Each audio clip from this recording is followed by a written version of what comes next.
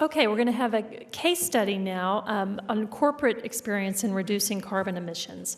Brigid Shea, who's the other co-founder of Carbon Shrinks, and she's a former award-winning journalist, an environmental advocate, an elected official.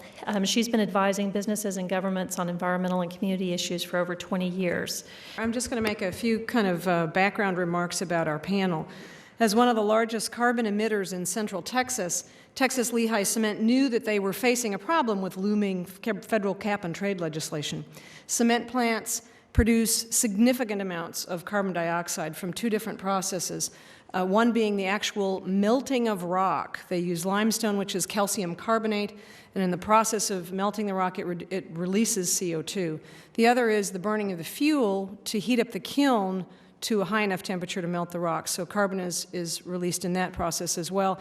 And in fact, the concentration of CO2 emissions in the stack gases from a cement plant are about double what they are from a coal-fired power plant. So Texas Lehigh knew that they were going to have a problem, that they would be regulated. But the regulation is still several years off. So why would a heavy industry enter this brave new world of carbon regulation early? And that's the question that Bob Kidnew is going to address. It's also the question that he had to answer to his board of directors. So why would a heavy industry like Texas Lehigh invite the community in? This is the section I'm talking about, the stakeholder engagement portion. Most heavy industries really don't want to shine a spotlight on their manufacturing processes, but it is a priority for one of the owners of Texas Lehigh, Heidelberg Cement, which was one of the original 8 international cement companies that formed the Cement Sustainability Initiative. And stakeholder engagement is a key part of their priorities. So the other part of the reason, I think, is it's good for business. Building good relationships in the community is good for your business. It's good for morale. Creating that kind of transparency also builds trust, which can pay off if there is a crisis. And there actually was one in Texas Lehigh's case, and we'll talk about that in a minute. But they built relationship in a really big way. As you can see in the picture here, Texas Lehigh invited 400 of their closest friends to come and have a picnic lunch right next to the cement plant. This isn't a doctored photo. That's the cement plant right behind all those people getting picnic plate lunches. And when they first told me they were planning to do it, I thought it was a crazy idea. But in fact, they demonstrated to the community in a very powerful way what a clean operation they run.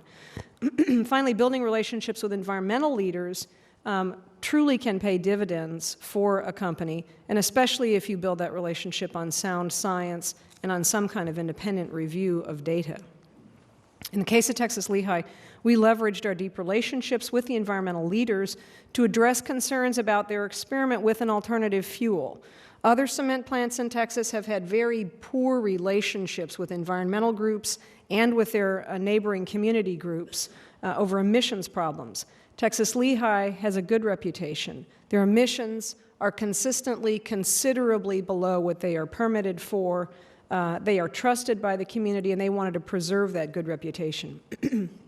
So Carbon Shrinks created a stakeholder process that was very rigorous to achieve that goal of allowing them to look at the environmental benefits of an alternative fuel and still preserve their good reputation. We engaged the environmental community early, and we also are creating a community advisory board that will be involved in looking at the results of the studies. And we particularly sought out the toughest critics of cement kilns in the environmental community. We went to them first, and with their assistance, we designed a voluntary and transparent testing protocol that Texas Lehigh is engaging in right now, and it is far above anything that they are required to do under any regulatory processes. We conducted a tour. We invited in environmental leaders, and you see in this picture representatives of Environmental Defense Fund, Sierra Club, Texas Campaign for the Environment, Texas Clean Water Action, Environment Texas, and several others. It was the first time that any of them had been inside a cement plant. And one of the results of that is that they all now have a much deeper understanding of the issues and problems that a cement plant faces.